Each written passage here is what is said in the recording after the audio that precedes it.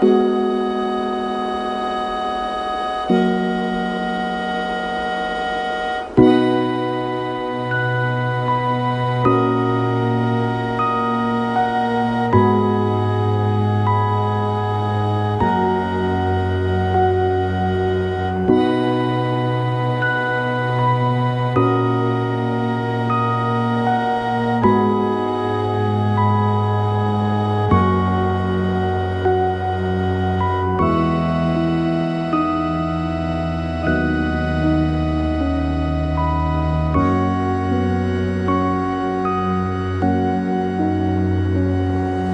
an old story about a man named Job. It's one of the oldest stories ever told. Now, Job is a good man. In fact, the storyteller insists that Job is the greatest man in his whole part of the earth. Job is a good man, but he's also a wealthy man. He's got land and crops, and he's got animals, and he's got servants, and he's got a house full of kids. But in this story, everything falls apart for Job. Much of his wealth is stolen. The rest is consumed by fire, and then in a tragic accident, his kids are killed. And as if that isn't more agony that one person can bear, he ends up with these painful sores all over his body. So we find him sitting in ashes, mourning his loss. And he's got this broken shard of pottery, and he's scraping his skin just to try and get some relief. And his wife says to him, "Are you still holding on to your integrity? Curse God and die." And then Job's friends come, and they sit with him, and they discuss what's happened. And they each have their opinions about why Job is suffering like this. And so they take turns giving their answers and explanations, because that's what we want, isn't it? When we suffer, we want answers and explanations. We want to know why. Why do bad things happen to good people? I mean, is it just fate or chance or bad luck? Is it some sort of divine judgment or punishment? Or are we pawns in some sort of larger cosmic wager? And so they give their answers and explanations, and Job defends himself, and they give their opinions, and Job comes back with his perspective on everything. And so they debate, and they discuss, and they question, and they confront. And then, in the end, when everybody has had their chance to speak, God speaks. God speaks out of the whirlwind. And when God speaks, we find out that God has questions for Job. God asks Job, "Who is this that darkens my counsel with words without knowledge? Brace yourself like a man, and I will question you, and you will answer me. Where were you when I laid the earth's foundation? And tell me if you understand. Who marked off its dimensions? Surely you know. Who stretched a measuring line across it? On what were its footings set, or who laid its cornerstone, while the morning stars sang together and all the angels shouted for joy? Who shut up the sea behind doors when it burst forth from the womb, when I made the cloud its garment and wrapped it in thick darkness, when I fixed limits for it and set its doors and bars in place, when I said to the ocean, 'This far you may come, but no farther. Here is where your proud waves halt.'" Job, have you ever given orders to the morning, or shown the dawn its place, that it might take the earth by the edges and shake the wicked out of it? The earth takes shape like clay under a seal. Its features stand out like those of a garment.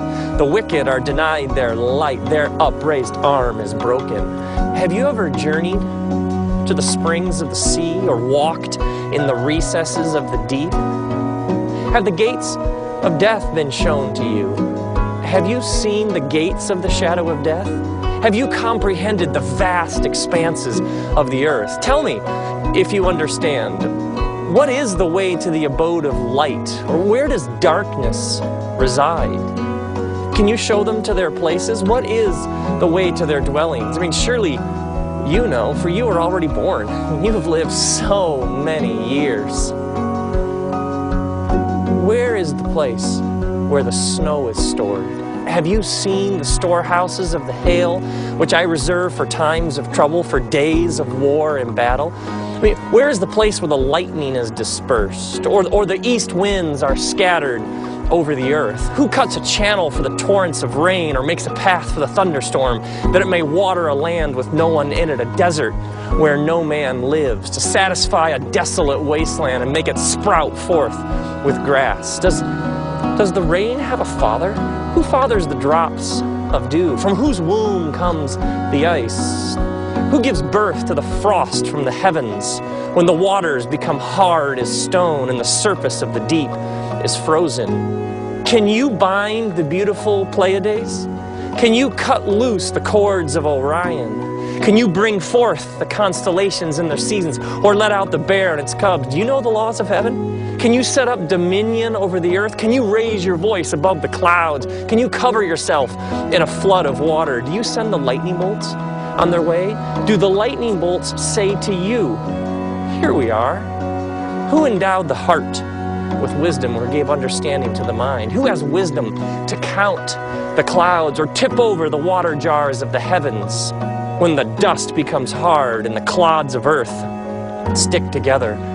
Do you hunt the prey for the lioness to satisfy the hunger of the lions, while they crouch in their den or lie in wait in their thicket? Who provides food for the raven when their young cry out and they wander about in search of food? Do you know when the mountain goats give birth? Do you watch when the doe bears her fawn? Do you count the months till they bear? Do you know the times they give birth? They crouch down and bring forth their young. Their labor pains are ended. Their young thrive and they grow strong in the wild. They leave and they do not return. Who let the wild donkey go free? Who untied his ropes? I gave him the desert as his home, the salt flats as his habitat. He laughs at the commotion in town. He does not hear the shout of the driver. He ranges the hills looking for pasture, seeking out any green thing. Will the wild ox consent to serve you? Will he stay by your manger at night? Can you hold him to the furrow with the harness? Will he till the valley behind you? Can you rely on him for his great strength? Can you leave your heavy work to him? Can you trust him to gather together the grain and bring it to the threshing floor? The wings of an ostrich flap joyfully, but they are nothing compared to the pinions and feathers of a stork. She lays her eggs on the ground. She lets them warm in the sand. She is unmindful that a foot may crush them, or a wild animal may trample them. She treats her young harshly, as if they aren't even hers, as if her labor was in vain. She wasn't endowed with wisdom, or given her share of good sense. Yet when she spreads her feathers to run, she laughs at horse and rider. Do you give the horse his mighty strength? Do you clothe his neck with a flowing mane? Do you make him leap like a locust, striking terror with his proud snorts? He paws fiercely, rejoicing in his strength. He charges into the fray. He laughs at fear. He's afraid of nothing. He does not shy away from the sword. The quiver rattles by his side, as does the flashing spear and the lance. In frenzied excitement, he eats up the ground. He cannot stand still when he hears the trumpet blast. When he hears the trumpet blast from afar, he snorts and he smells the battle scent from afar. He hears the shout of the commander and the battle cry. Does the hawk take flight by your wisdom as he spreads his wings to the south? Does the eagle soar by your command as he builds his nest on high? He dwells high on a cliff, stays there at night. The rocky crag is his stronghold. From there, he seeks out his food. His eyes can detect it from afar. His young, they feast on blood, and where the slain are, there he is. And then God said to Job, will the one who contends with the Almighty correct him? Let him who accuses God answer him. And then Job said, I am unworthy. Who am I to reply to you? I put my hand over my mouth. I spoke once, but I have no answer. Twice, but I will say no more.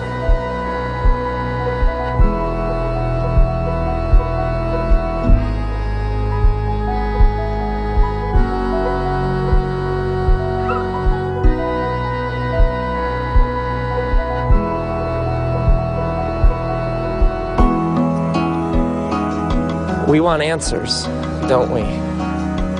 We want explanations. We want to know why we suffer like we do. Could somebody please explain this? And there are times when the only honest, healthy, human thing to possibly do is to shout your question and shake your fist and rage against the heavens and demand an explanation. But true wisdom, the kind we find here with Job, the kind that endures, the kind that sustains a person through suffering, that kind of wisdom knows when to speak and when to be silent. Because your story is not over. The last word has not been spoken. And there may be way more going on here than any of us realize. So may you be released from always having to understand why everything happens the way that it does. May this freedom open you up to all sorts of new perspectives. And may you have the wisdom to know when to say, I spoke once, but now I will say no more.